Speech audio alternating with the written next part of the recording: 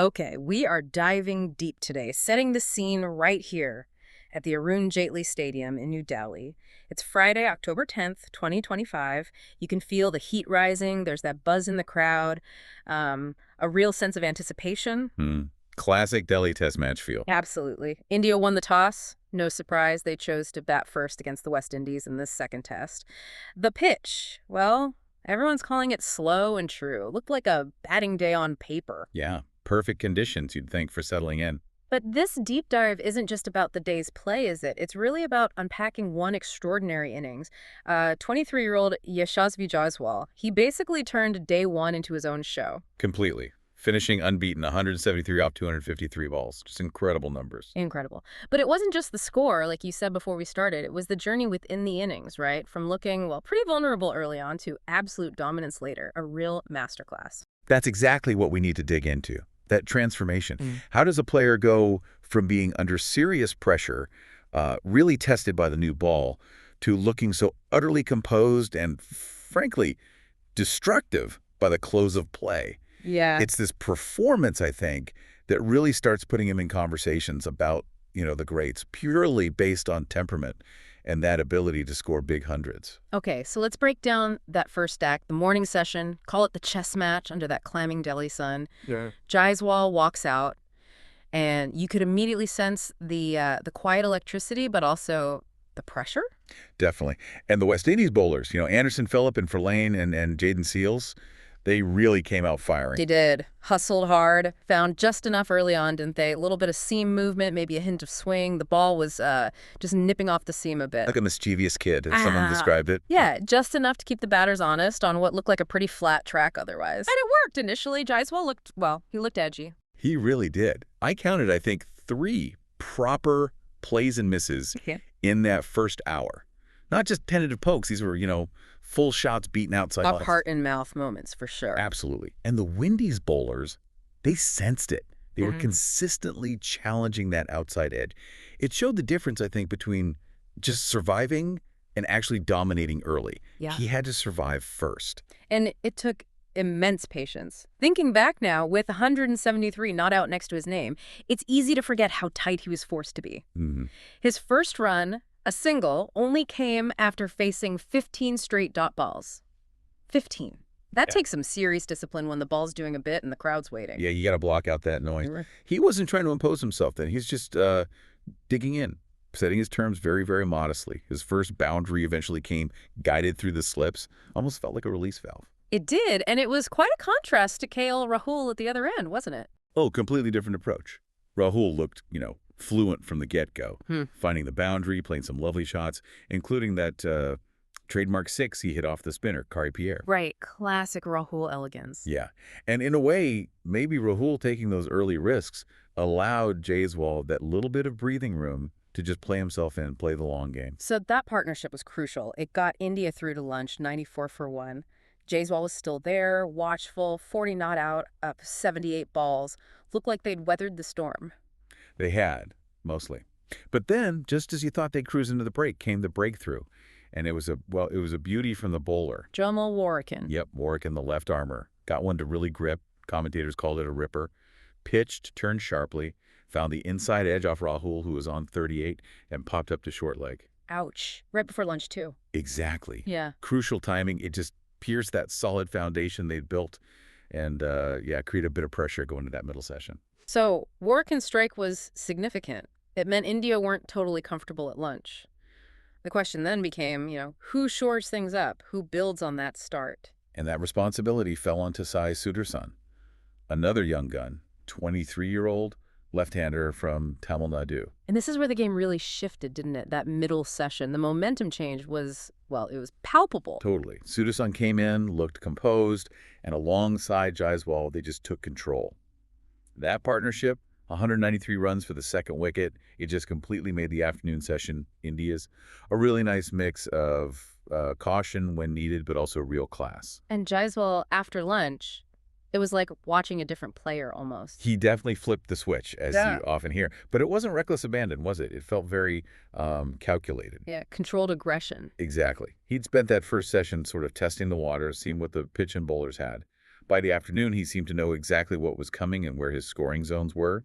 He went from defense to attack almost seamlessly. I remember that shot off Anderson Phillip. Pitched up, maybe a touch too fall. Oh, yeah. Hammered straight back past him. No messing about. Real venom in that shot. It was like he was saying, right, I'm set now. It really was like watching, I don't know, an artist move from a careful pencil sketch to suddenly throwing vibrant color onto the canvas.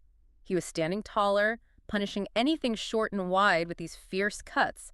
That earlier seam movement completely neutralized. And his handling of the spin trio, Yeah. Roston Chase, Carey Pierre, and Workin, that was the real masterclass within the masterclass, wasn't it? Absolutely. That's where he turned a good score into a potentially match-winning one. The numbers alone are pretty staggering. 92 of his 173 runs came against the spinners. That tells you how much he dominated them.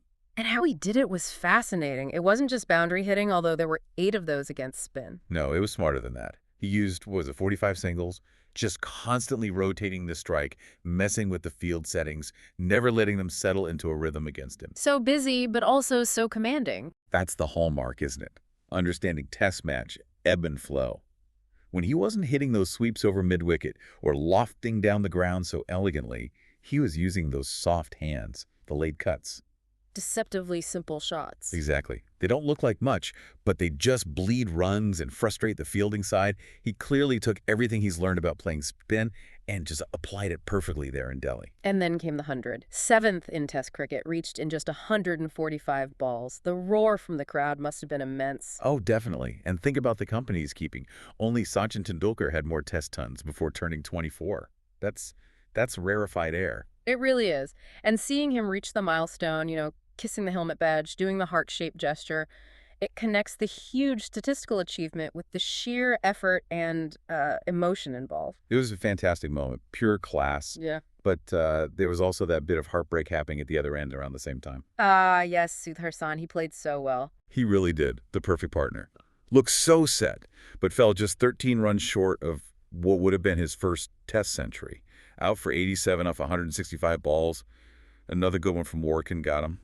Gutting for the young man. Absolutely. But his comments afterwards were interesting. He said he felt free and expressive batting with Jaiswal, and that he learned a lot just watching how Jaiswal managed the innings, his shot selection, his temperament. That's great insight. But Jaiswal himself, losing his partner, didn't seem to faze him one bit, did it? Not at all. That mental strength, that focus, he just carried on. Marched past 150 for the 5th time in his Test career. And that's another stat that just stops you in your tracks? Right. Only Don Bradman. The Don. Only Bradman had more scores over 150 before turning 24. Again, it's not just about the runs. It's about the sheer scale of those scores. It highlights that refusal to just settle for 100. Once he gets in, he wants to make it massive, define the match. Exactly. That consistent ability to convert starts into really big, impactful innings. That's what separates the very good from the potentially great. So where does that relentless focus come from? How do you maintain that intensity for session after session? It seems almost superhuman at times. Well, part of it seems to be conscious effort and learning from mistakes. The batting coach, Sudhanshu Kotak, gave a little insight after play. Oh, yeah. What did he say? He talked about Jaiswal's determination, but specifically mentioned that Jaiswal apparently made a vow to himself during the tea break. A vow? About what? To play absolutely no rash shots. Kotak said it was a direct response, a sort of mental correction, after getting out for 36 in the Ahmedabad Test, where Jaiswal felt he'd thrown away a good start with a careless stroke. Wow. So it wasn't just passive concentration. He was actively managing his mindset, recalling a past failure during the heat of the moment and deliberately choosing not to repeat it. Precisely. That's the elite mindset, isn't it? That's self-awareness, the ability to make a conscious decision under pressure and then stick to it for hours. That's how you turn 50s into hundreds and hundreds into daddy hundreds. Incredible mental application. And the numbers, again, just back up this recent period of dominance. Since January 1st, 2024, he scored over 1,000 Test runs against spin. The most by anyone in Test cricket in that period. Think about that. It's phenomenal. It shows he's not just surviving spin in the subcontinent. He's actively targeting it, dismantling it. And combine that with the conversion rate 5 of his 700s, being 150 plus, it just paints a picture of incredible growth and hunger. Remember, earlier this year, he had that run of 5 single-digit scores in 14 innings. Right. Easy to forget that dip. But he didn't let that define him. He seems to have used that vulnerability, learned from it, and come back even stronger, even more determined. Used it as fuel, perhaps. So towards the end of the day, Sudharsan's gone. Shubman Gill comes in at number 4. Things got a little tight then, didn't they? Yeah, there was a period, 44 balls without a boundary. The West Indies Pacers had one last push, trying to make inroads with the slightly older ball. But Jaiswal and Gill saw them through. They did. Navigated that tricky little spell, and then put together an unbroken partnership of 67 runs. Solid finish to the day. And you have to give some credit to the West Indies bowlers, I suppose, despite the scoreboard. Absolutely. Bowling 0 extras all day in those conditions, that takes discipline. Real credit to them for sticking to their task. But ultimately, their only real rewards were those 2 wickets for Warwican, who finished with 2 for 60. On that Kotla pitch. Arun Jaitley Stadium pitch, which, as we know, is just such a fortress for India. They haven't lost here in, 38 years? That's the stat. 38 years unbeaten. It's an incredibly tough place for visiting teams. And when you have someone playing in innings like Jaiswal's, well, the final score says it all, really.